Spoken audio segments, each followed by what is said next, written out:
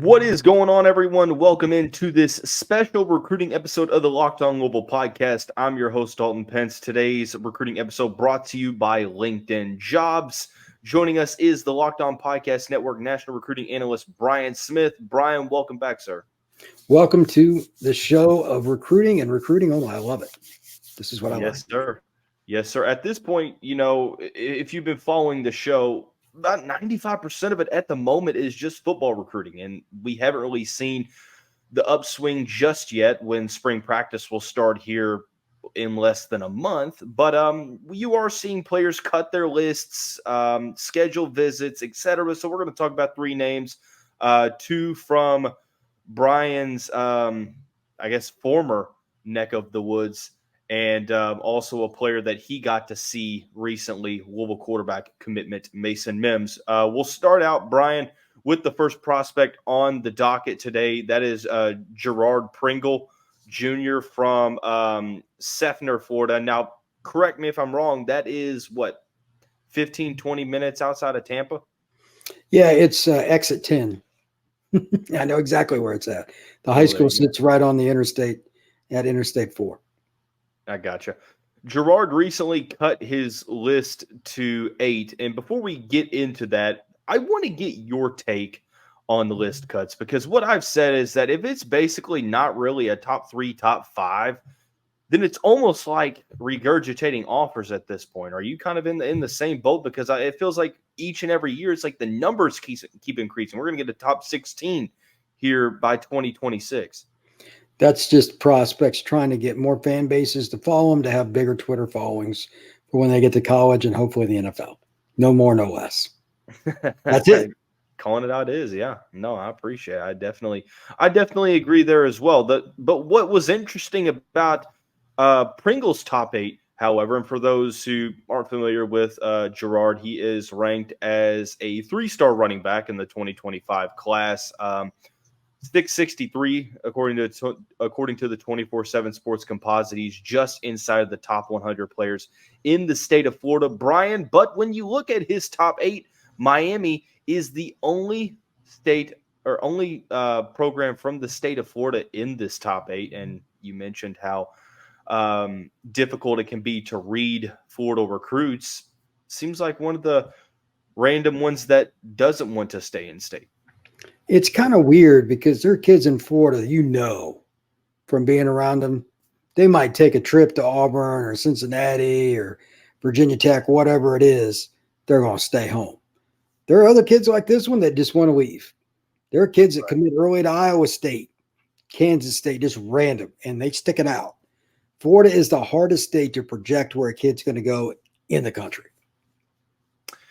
That makes sense. And this really doesn't apply to, let's put Girard off to the side for a second. One thing that I found pretty interesting was how often players transfer schools in Florida. That, for me, it's like Kentucky, you have that every now and again, but it feels like for just guys that Louisville's recruiting, I'm like, wow, so he was at this school, then he was at that school. Why is it a trend? Kids follow coaches. That's part of it. And because there's no transfer penalty in the state of Florida.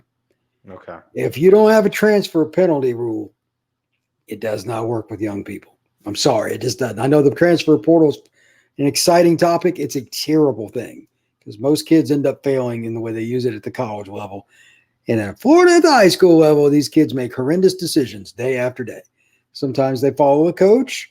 Sometimes they're just mad they didn't start when the guy in front of them is going to Miami or Florida State or something, and they think they're better. Mm-hmm. Don't get me started on that. And then finally, sometimes they just, if the parent moves, that's cool. That's a whole different ballgame, but usually it's not.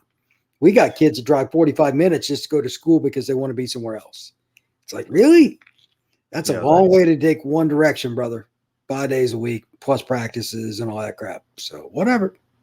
Kentucky has it to where if you're not in a certain school's district, you can't transfer there without having to sit out. Now, more and more waivers are being allowed through than years past, but definitely there is at least some legislature put into place. But back to Pringle as a prospect 5'10" from Armwood High School in Seffner. Like Brian mentioned, pretty close to that Tampa area. Brian, 1,600 or almost 1,700 yards, 7.7 yards per carry with 24 rushing touchdowns. I mean, if this level of talent that he's playing is anything close to the actual city of Tampa, it feels like sitting outside of the top 600 might be overlooking him a little bit. He ran for over 300 yards against Venice, who went to the state finals. He's a kid that was consistent all year. He runs between the tackles. He can catch. He has really good quickness. He's honestly a lot like some of the running backs they've had recently. That 5'10", 5'11" guy that makes the first guy miss, stop and starts, can use a zone play. Louisville obviously ran that to death.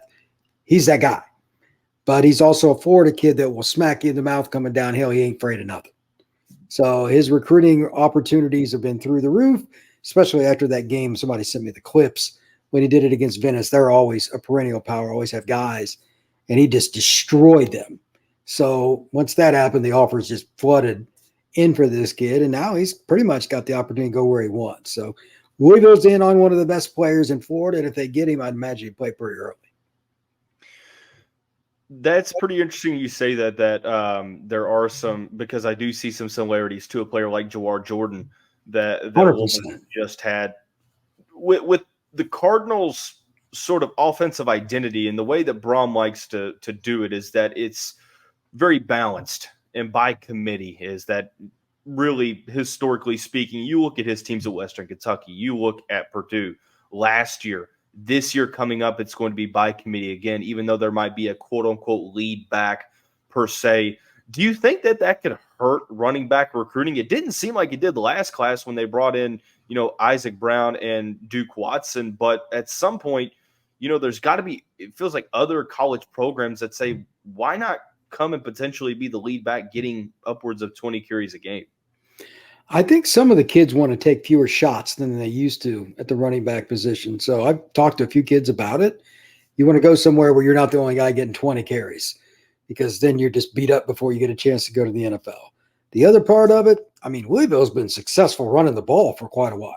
I mean, they've had Jamar's a great example. Like, that guy was shot out of a cannon. He was fun to watch, etc.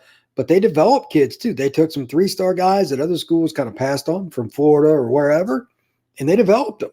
So now they've got a little bit of history and they've got some cachet with it. So maybe it's a combination of things there. But if you're a Louisville fan, you shouldn't care. They're getting guys that can make plays. So your Cardinals are going to have some good running backs in the future.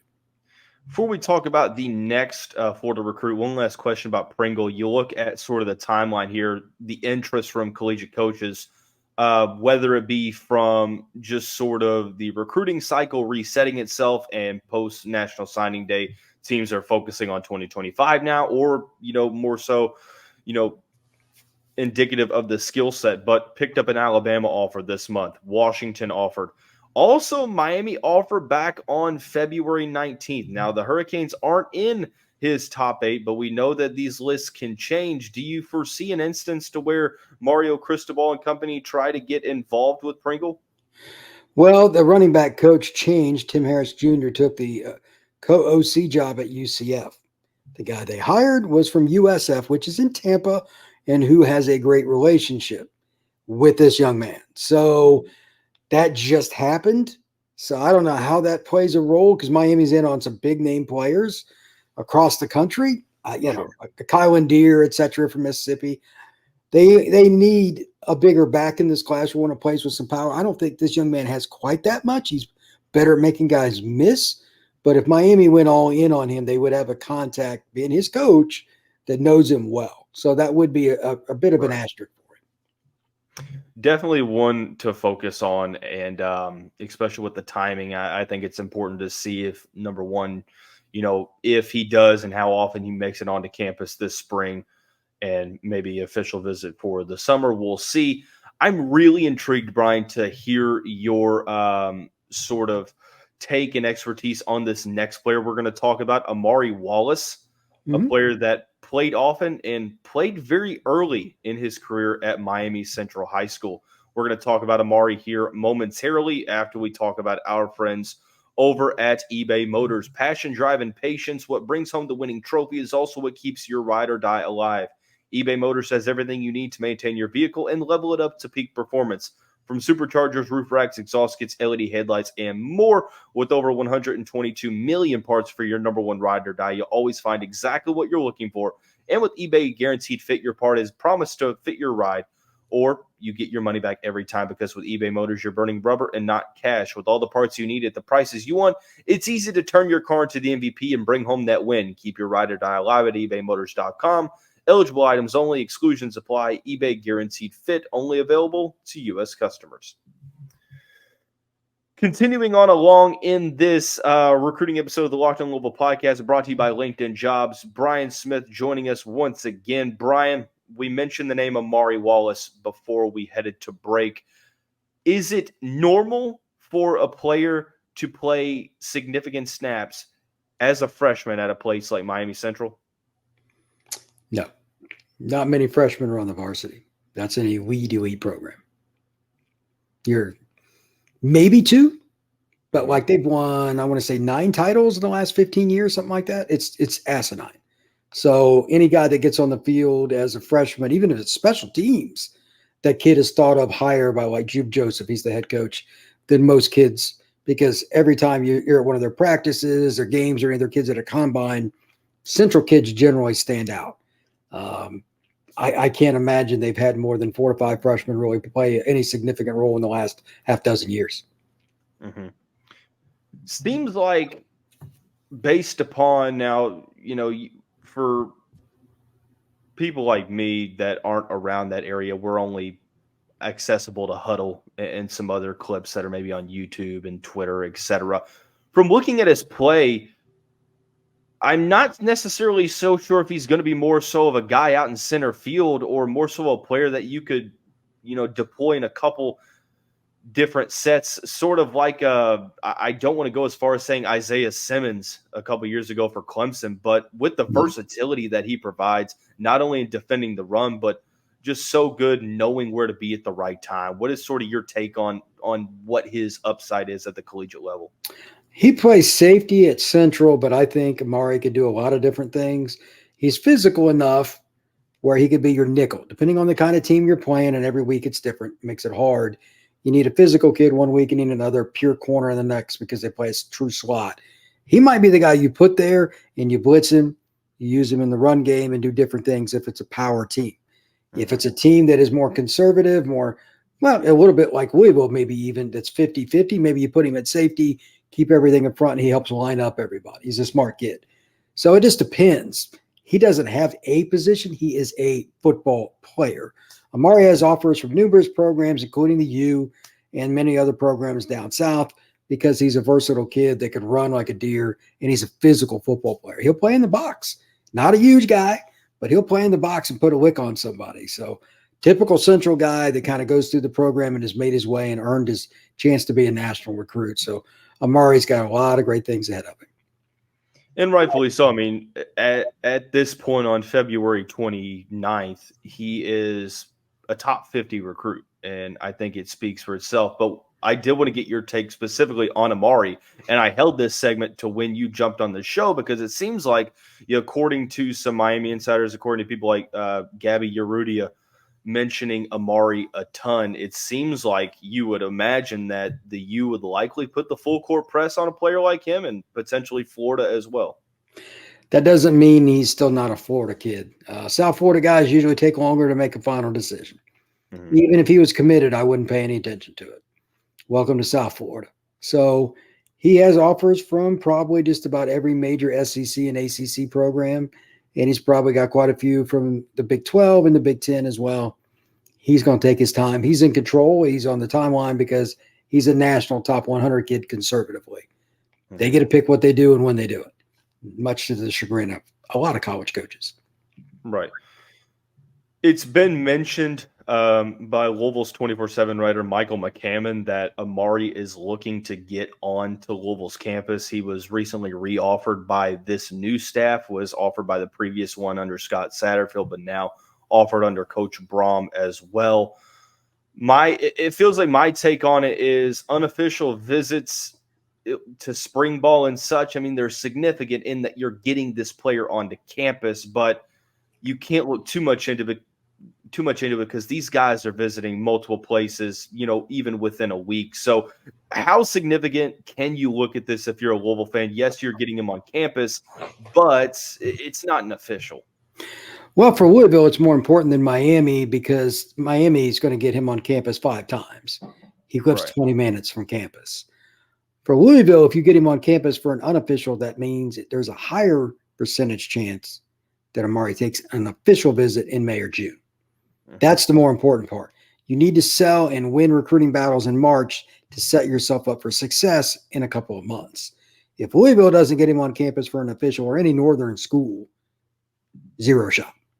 They got to get him on campus for an unofficial. You need at least 2 visits because Miami's going to get several, and he can just drive home anytime he wants. That's hard to beat. Exactly.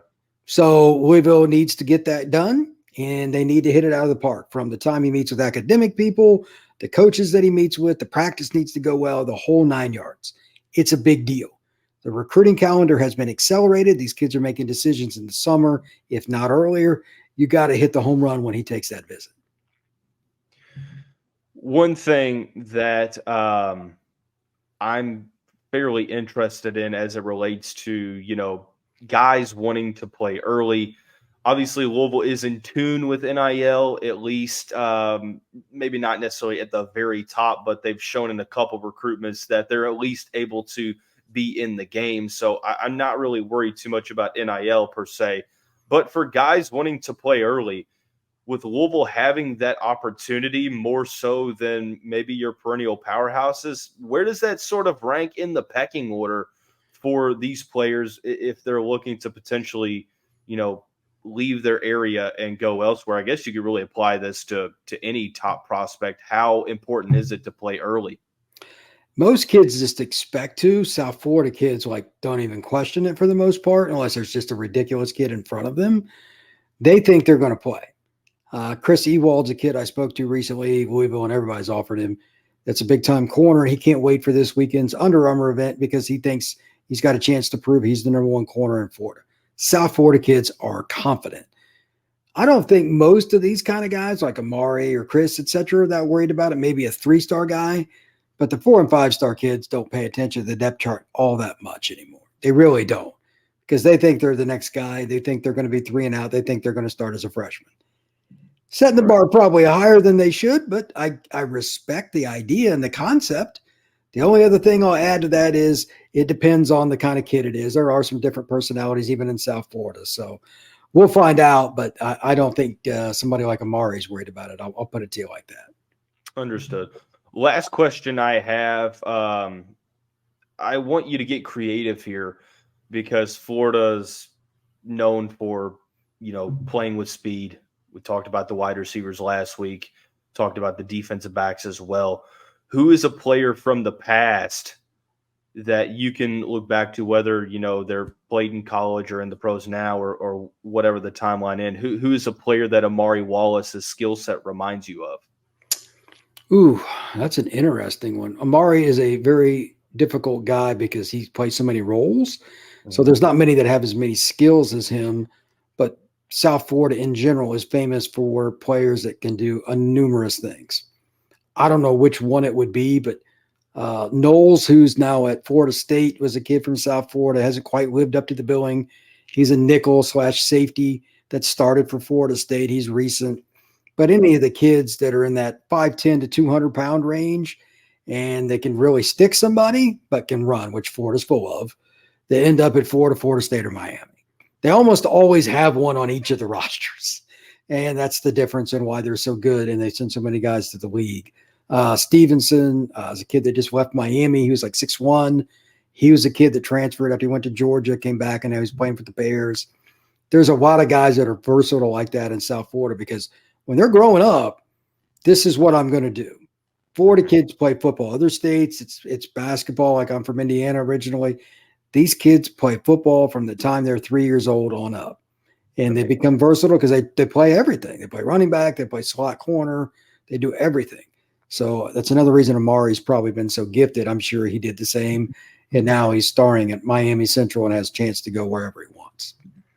Before we talk about our last prospect, Brian, I'm interested in this regard. How much does the perception of the ACC in today's culture, in today's landscape, negatively hurt a program like Louisville? It doesn't help. There was a kid named Lindsay that ended up signing with the school last year because it was in the SEC, not an ACC school. He told me that flat out. There's going to be some of that. How much? I don't know. Those things are going to get offered to you sometimes. But even if I ask a young man directly, they're probably not going to tell me because it's touchy and they're taught not to burn bridges. Transfer portal, coach changes jobs, whatever. So that being stated, you look at the ACC and SEC recruiting rankings, that tells you all you need to know. Even if a top ACC school like number 1 or number 2, there could be the 5th school in the SEC beats them in recruiting. Yeah, very true. Very true. And I guess we will see. I guess the only variable at this point is time. So want to get to another Louisville commit like we talked about last week. We'll talk about Mason Mims, the lone signal caller commit, here momentarily after we quickly tell you about our friends over at FanDuel. Get buckets with your first bet on FanDuel, America's #1 sports book. Right now, new customers get $150 in bonus bets with any winning $5 bet. That's $150 if your bet wins. Bet on all your favorite NBA players and teams with the quick bets, live same-game parlays, exclusive props, and more. Just visit FanDuel.com/lockedon and shoot your shot. FanDuel is the official sportsbook partner of the NBA. Rounding out the show, this recruiting episode brought to you by LinkedIn Jobs. Brian Smith here for just a couple more minutes on this episode. Brian, Mason Mims, the Cardinals quarterback commit, was at the Under Armour Next Camp in Atlanta recently. You were also there. I know that there are a ton of players performing like Julian Lewis. Can you give us any type of update on what you saw from Mims? Basically, he's a kid that kind of fit what I expected based on what I'd seen on film. Guy that has the right footwork. He's consistent. He's not somebody that's going to overstep and try to overthrow the ball. He has an idea what his arm strength is, and he just plays through it. Very consistent player. Does he have a cannon? No. Does he have something else that I'm not sure about? Maybe. It's not a camp where you get hit. It's that. So it's just accuracy and delivering the ball and understanding situations with your footwork and stuff, because they'll move them and have them do different drills and then throw. He's a guy that can win in camps, I can tell you that, because he's an accurate passer and he's very consistent with the motion just every time being the way you would want. Kind of seems like he fits Braum, to be honest with you, because most of Braum's guys are going to be rhythm passers. Mims is the same deal. So now the only question I have, and again, I don't get to see this in a camp setting, how much is he going to be able to run once he gets to Louisville? How much bigger, stronger, faster does he get? Because the pocket awareness will come with being with Braum, and he's already got quite a bit of it. He plays at Oxford High School. It's a good program on Interstate 20 in Alabama. Now it's just getting a little bit different in terms of your physical physique, being able to extend plays a little bit more, etc. And he can put up some really big numbers with the Cardinals. This past season, passing yards don't jump off the tape, but completed 71% of his passes, 29 touchdowns to just 3 interceptions. And it seems like, he's comfortable essentially throwing the ball all over the field. I want you to expand a little bit more, though. I really like, one of the main things I like, especially having you on the show, is you being able to tell listeners, and this is one of the main questions I get, well, what type of competition is insert player here going up against? And I know that in the past you have hyped up, the type of competition that he's playing in that area in Alabama, which you are now at, right? That's right. I live in Alabama. He's a kid that is about an hour and 20 minutes or so from Atlanta. And he's also like 35 minutes or so from Birmingham. So he's right in the middle there of a highway stretch that is just loaded with talent. Oxford's a program that's had a lot of players over the years. He's going to play against some quality competition throughout the season, and there are expectations that come with it. That's one of the biggest things you need to learn about recruiting. If you come from certain programs, like there's an expectation not only how much you win, but it's by how many and how you do it, the way you represent the town. Like these towns, it's a big deal when there's a football game in Georgia high school or in Alabama high school, Tennessee, etc. They come out and support. He's at one of those programs where people are going to know about it, and he's used to the pressure. So that'll help him going on over to Louisville and being able to probably play a little bit early than some might know. He also got invited recently to the Elite 11 regional. Sort of tell us how significant that type of invitation is for a quarterback. Well, he's going to be at the one, I'm sure, over in Georgia, just across the line from where he's at. And that's an elite one because that's where Juju's at his high school. That's a big deal because you're competing against the best and there's nowhere to hide when you're a quarterback on the field. And there's a whole bunch of us standing around the outside of that turf watching it. I don't know how he's going to do at it, but just based on Under Armour, I would expect pretty good. He's a system guy in terms of understanding being on time, on rhythm each pass. He'll do well with that. His ranking will probably go up. I don't think Louisville's coaches care that much, but he's got a chance to go to the Elite 11 finals and surprise some people because he fits what a camp setting's supposed to look like because he doesn't overstep and all that like I talked about earlier. I wouldn't be surprised if he finished in the top 5 to 8 quarterbacks in the country out in LA when they get the finals. He just knows what he's doing and he's being coached. So I don't think he's going to progress as much as some other kids might learn from it, but he'll have a good time and he'll do really well. It seems like what he is good at, he does really well. And for a guy that's in the top 500, I mean, obviously the potential is there, but I want you to be honest here and in whatever you say is, do you see a guy like Mason Mims? What's the ceiling there? Is he a multiple year starter? Is he a guy that, could be a lightning in the bottle type player? What do Louisville fans potentially get with a guy like Mims? I think he's a guy that's going to put the ball with the player that needs to get it. He's very smart. Above the shoulders, he fits the profile of what a quarterback should be in today's era. Now, again, I don't know how much he's going to run at the next level. It's one thing to do it in high school at Oxford High, but I need to see him do that at the next level to truly take a major step. Do I think he's going to end up being one of the top 4 arms when he goes to the NFL draft combine? No, but he's going to get bigger and stronger too. He's still got some potential there. His frame's not filled out. And he's just really accurate.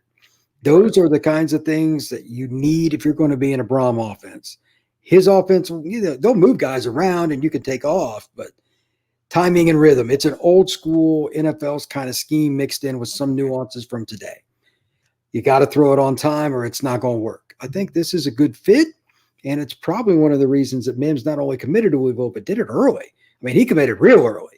So I'm sure that Brom was happy to get his quarterback at the 25 class when he did. It makes a lot easier for him and his staff. Yeah, and I think that's one of the main focal points for Brom is that usually who Brom wants within reason Brom gets. And obviously we're not talking about the number 1, 2, 3, or 4 quarterback in the country, but if there's a mid 4-star, low 4-star, high 3-star, the Cardinals have a good chance because of, the fact that Brom in, I think, all but one of his seasons as a head coach has had a top 20 passing offense. So it's a very, very attractive system that he incorporates. But Brian, that is going to wrap up today's episode of the show. Appreciate you for hopping on as always, my man. Hopefully coming up soon, we can talk about a guy, scheduling an official visit, actually cutting their list cut other than, Louisville just offering or being in a top 422, list choice. But that's going to wrap up today's episode of the show. Everyone have a great day. We'll see you right back here coming up soon.